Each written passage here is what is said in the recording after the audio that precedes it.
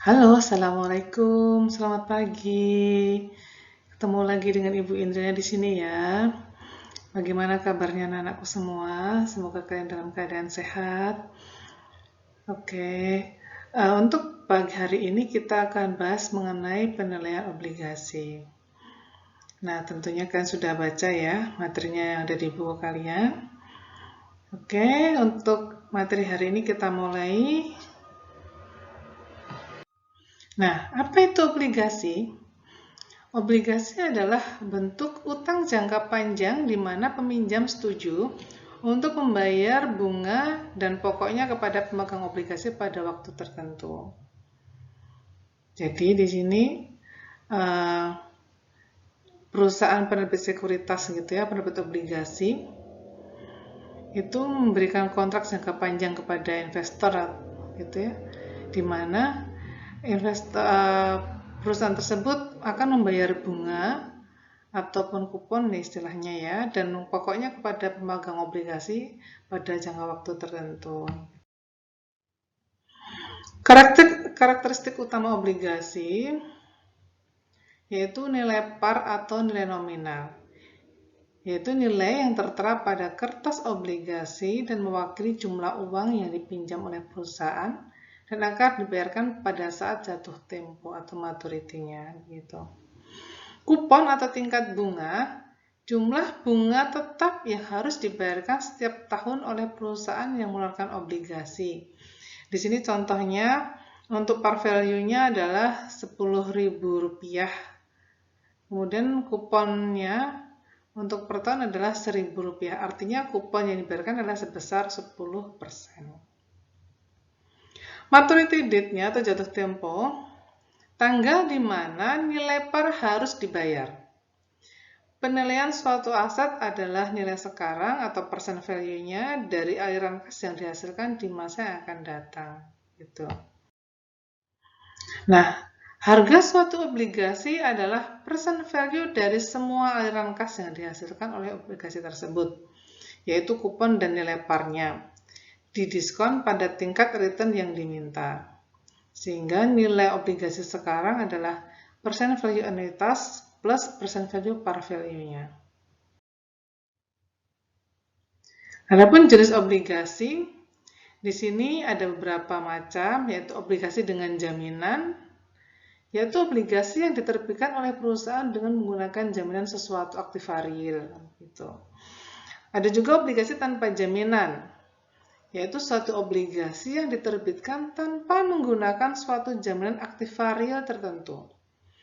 Ada juga obligasi konversi, yaitu suatu obligasi yang memberikan hak kepada pemegangnya untuk mengkonversi obligasi tersebut dengan sejumlah saham perusahaan dengan harga yang sudah ditentukan, sehingga pemegang obligasi memperoleh kesempatan untuk memperoleh capital gain gitu ya, karena dia bisa menukar atau mengkonversi obligasi yang dimilikinya dengan sejumlah saham yang sudah ditentukan oleh perusahaan. Kemudian obligasi yang disertai waran. Waran di sini adalah opsi yang mengizinkan pemegang obligasi untuk membeli saham pada harga yang sudah ditetapkan tadi. Ada juga obligasi tanpa kupon, adalah obligasi yang tidak memberikan pembayaran bunga. Untuk obligasi tanpa kupon, biasanya harga pada saat jatuh tempo itu akan lebih tinggi daripada harga perolehan. Sehingga memang di sini tetap ada keuntungan bagi investor, tetapi keuntungannya adalah sifatnya sudah pasti karena tidak sebesar kupon yang dibayarkan. Kemudian obligasi dengan tingkat bunga mengambang, yaitu obligasi yang memberikan tingkat bunga yang besarnya disesuaikan dengan fluktuasi tingkat harga pasar yang berlaku. Gitu ya. Kemudian ada portable bond, yaitu obligasi yang memberikan hak kepada pemegang obligasi untuk menerima pelunasan obligasi sesuai dengan nilai par sebelum jatuh tempo. Ada obligasi pendapatan atau income bond, merupakan obligasi yang hanya membayar bunga jika laba diperoleh. Ada obligasi indeks, yang merupakan obligasi yang pembayaran bunganya berdasarkan atas indeks inflasi, sehingga melindungi pemegang obligasi dari inflasi. Ada juga junk bond, yaitu obligasi yang memberikan tingkat keuntungan yang tinggi, tapi juga mengandung risiko yang sangat tinggi juga, gitu ya. Sangat tinggi pula gitu ya. Kemudian ada juga surat utang subordinasi, yaitu surat utang yang berada di bawah surat utang biasa yang akan dibayarkan saat surat utang tersebut jatuh tempo. Nah, kembalian yang diharapkan di sini ada yield to maturity, yaitu tingkat diskon yang menyamakan nilai sekarang arus kas mendatang atau nilai bunga dan jatuh temponya dengan harga pasar sekarang obligasi, yaitu tingkat pengembalian yang investor harapkan jika obligasi yang dipegang jatuh tempo. Kemudian tingkat penghasilan saat jatuh tempo adalah sama dengan tingkat pengembalian yang diharapkan. Cara menghitung yield to maturity-nya di sini bisa menggunakan rumus ini ya, bahwa yield to maturity sama dengan nilai kupon ditambah dengan maturity value-nya atau par value-nya dikurangi dengan harga obligasi sekarang dibagi dengan lama waktu obligasi sampai dengan jatuh tempo per maturity value ditambah dengan harga obligasi sekarang dibagi 2. Contohnya, kita bisa lihat contoh soalnya.